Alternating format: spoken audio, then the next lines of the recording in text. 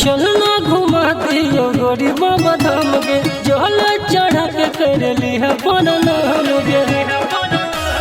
चलना घुमा दियो गोरी बाबा धाम गे, जल चढ़ा के कर लिया नाम गे।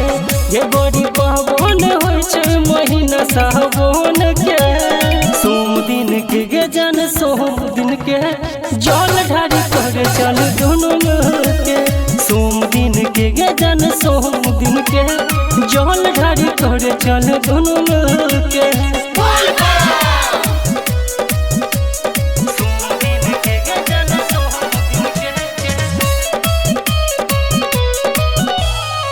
चल न भोला के पास गे गोरी, कल तैयार कुछ खास गे गोरी। मिल जा तो फूल झकास गे गोरी, जे तू लगन छी हंस गे गोरी।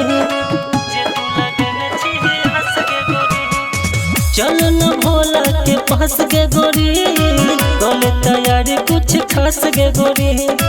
मिल जा तो फूल झकास गे गोरी, जे तू लगन छी हंस गे गोरी।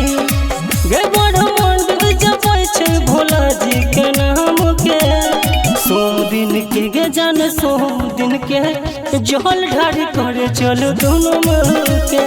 सोम दिन के गे जन सोम दिन के, जल ढारी करे चल दोनों के।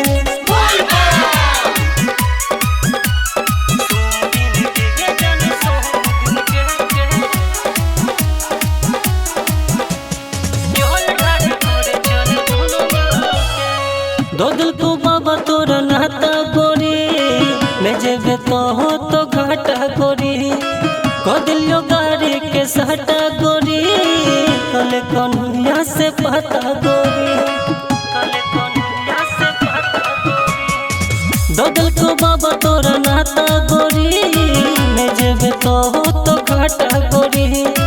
कदिलियो गाड़ी के सहटा गोरी, कल अनिल से पता गोरी। गे भोला ठीक हो दे तो सब बिगड़ल काम के, सोम दिन के गे जन सोम दिन के, जल ढारी करे चल दोनों के। सोम दिन के गे जन सोम दिन के, जल ढारी करे चल दोनों के।